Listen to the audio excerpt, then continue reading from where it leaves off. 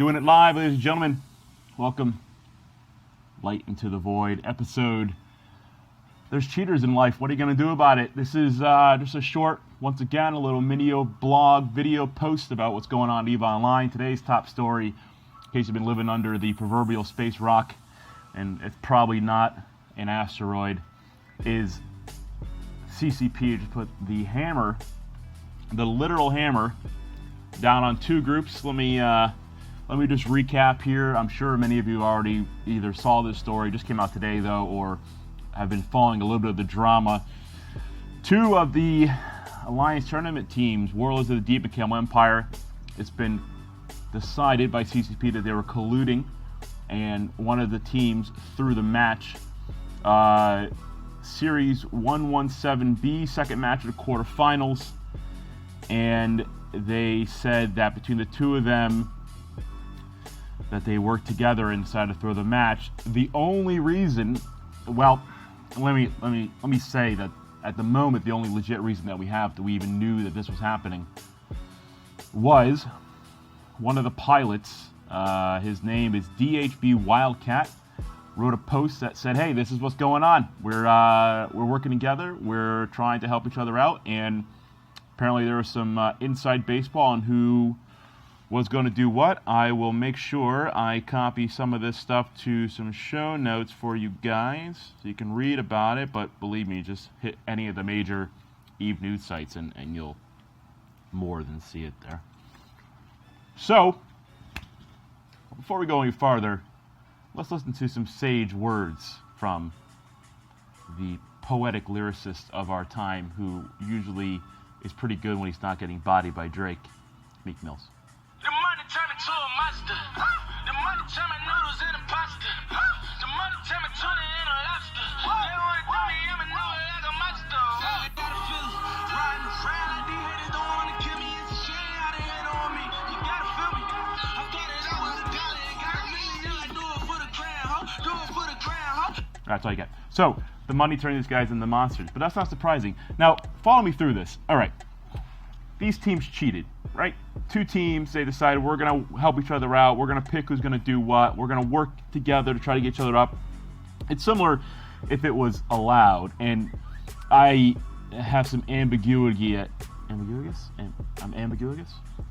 if it's really allowed or not, or if CCP kind of heard about this and made a ruling last minute, because there's just so much into this. I'm going to try to make this short. Look, June 6th, Fozzie puts out a post that says colluding is going to result, this is 2 months before the tournament, colluding is going to result in severe repercussions from CCP, right? So did they know about this ahead of time? Did they hear rumors this was going on ahead of time? But they've known for a long time that teams have been colluding with each other. They've been practicing together. If they're practicing together, you can assume they're colluding together. And that's before we talk about what if, this is my current question.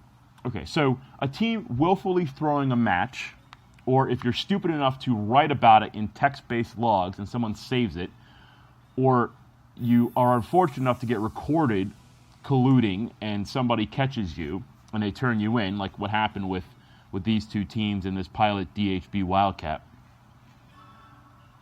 Okay, easy open and shut case, right? There is so much metagaming that goes on, and for those not in the know, metagaming is when you go outside of the game to influence in-game activities. So I call you up, I say, hey, you're in the Alliance tournament, I'll give you a bunch of ISK, 50 billion ISK, that when the time is right, you're going to throw the match. Now, what if you just do it to an individual pilot? What if you just call a pilot up, one person, and say, hey, you know, I know you're going to be in a key ship for that match, I need you to screw up. I need you to make a willful mistake, cost your team the match, and who is going to find that out? Like, CCP says now they're going to come up with rules for preventing team association. Maybe they're going to say you can't practice anymore, which will be easier to police, but it's going to be really hard to police this stuff on the backside. And the conspiracy theory in me has a tough time believing there isn't already high levels of back deal doors going on to begin with, right? There's a lot of ISK on the line for these tournaments, and I have a tough time believing that these people aren't doing stuff on the backside. And how would you even catch them? Unless they're stupid enough to have logs that are saved, or one of the two is is nefarious. And what if this DHB Wildcat guy was a mole? What if he was the rat? What if he got paid to put this whole thing together and kick up other teams who might not make it? Because I'll tell you, Warlords of the Deep and Camel Empire are two very strong teams, and that's before they even start working together. I don't know how this is going to be policed in the future. And I think there were some topics that I read regarding this that said, hey, maybe we need to turn the tournament into a single-player situation, right? 1 versus 1, a lot harder to come up with this kind of situation there, right? If you don't have a team of, say you have a team of, I would say the average teams are probably 10-ish pilots, but probably a deeper bench than that because you need replacements and what's somebody sick. So let's say there are 15 or 20 people that are technically on your team. There's a lot of chances for holes, for leaks, for intel leaks, for people to be bought out, for spies, which I think is all legal right now per CCP. The rules in this area, the metagame rules, are kind of like up in the air. Like the only thing that's locked down for certain is you can't willfully throw a match as a team, but can you as a pilot be a spy, and can that spy take money and then willfully not do his job or screw something up in a critical moment and cost his team the match? I mean, what if you're the logistics pilot and your computer mysteriously freezes in the middle of the game, right? In the middle of a match, an important match. What if you're in a semifinal? I don't know. This just seems like a ball of worms that is just. I don't have an answer. But newsflash, people have been cheating for a long time. They're going to keep cheating. There's a lot of ISK on the line here. And maybe that's something to address too. Maybe we need to stop paying these groups so much in value. These ships are worth so much because they're so rare. Maybe we need to dial that back some, make it less. I guess if you make it less incentivized, less teams might participate. I don't know. That's a tough one to come up with. But I have a problem with the Alliance Tournament to begin with. Look, the Alliance Tournament is a huge promotional tool CCP uses to show a game that does not freaking exist in EVE Online. These 5 versus 5, 10 versus 10, small group versus small group with no outside influence, using very unique ship doctrines, they just don't exist in the game. The Alliance Tournament doesn't exist as play style in EVE, unless you either are going to do some of the outside tournaments. I think there's one coming up soon. This is not an officially, it's not an official tournament, but it's something they do on the test server as kind of a fun thing. There's some ISK on the line, but it's on the test server. There's one event coming up about EVE NT Collides. I think that's on the test server. There's another one, and I can't remember the name of the tournament. Hold on. And I can't find it quickly enough. There's another tournament, at least one other tournament that's out there that's played on the test server. It's pretty cool. There's some ISK on the line. I'm just not a fan of these tournaments. It's not EVE playstyle. And actually, a while back, I wrote an article in,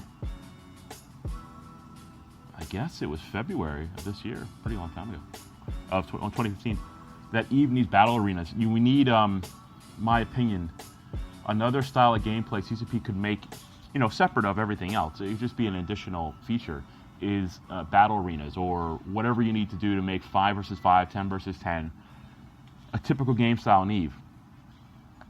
We don't have that. We don't have the Dawn of the Ancients, the Dota. We don't have the League of Legends type of gameplay. We don't even have what World of Warcraft is very popular for, and a lot of their PvP is centered around these. I think they're called banner arenas in World of Warcraft. That's why I named my concept, after that. It's a controlled environment where you just can't, sino in 50 extra dudes if you're losing or if you're trying to make a trap. It's an area where it's sanitized so you can have a legitimate fight, right?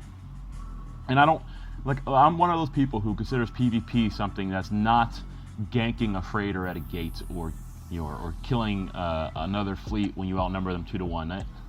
It's tough for me to call that PvP. I think the odds need to be relatively fair for it to be PvP.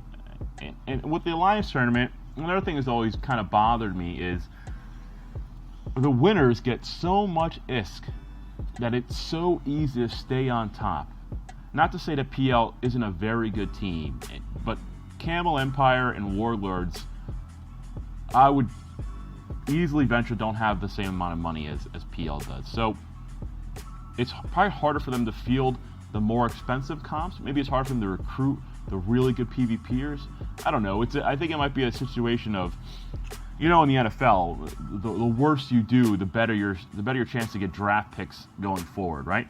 So Miami Dolphins is my team. I know they're fucking horrible. Like, you're not telling me nothing I don't know. Anyways, the Dolphins are my team, and because, you know, they were so low in the rankings, they had good draft picks. They got Ryan Tannehill, and that makes them a pretty good contender. So he's a quarterback. So if perhaps there was a system that somehow gave some extra oomph to the teams they just don't have the money. They're not these really well financed and easy to recruit teams that have big bankrolls that can pretty much hire whoever they want to if money is a concern to bring these players in. I don't have a solution for it, but maybe that would help. Anyways, guys, short podcast on this, short video cast on this situation here.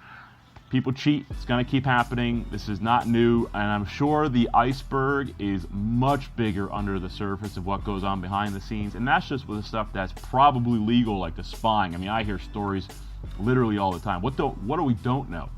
What are the stories behind the scene that we have no idea about that might make this pale in comparison? And look, I'm not saying that there was a long-term game here, right? But I just find some of these pieces coming together a little bit too convenient. Anyways, that's it. Have a great day. I'm going to do another video cast maybe tonight or coming up about some other topics, but I'm going to try to keep these short and to the point on each specific topic. By the way, for those looking for the E-Vegas Atomic Liquor Tour, I'm in touch with the manager. I'm going to try to get out there in a few days. They're just trying to figure out when's the best time for me to show up. Late in the day, early in the day, like when they can sit down for maybe 15, 30 minutes, and we'll do a pretty good video cast on the Eve meetup at Eve Vegas for the pub crawl. Okay, guys, signing out. Have a good one.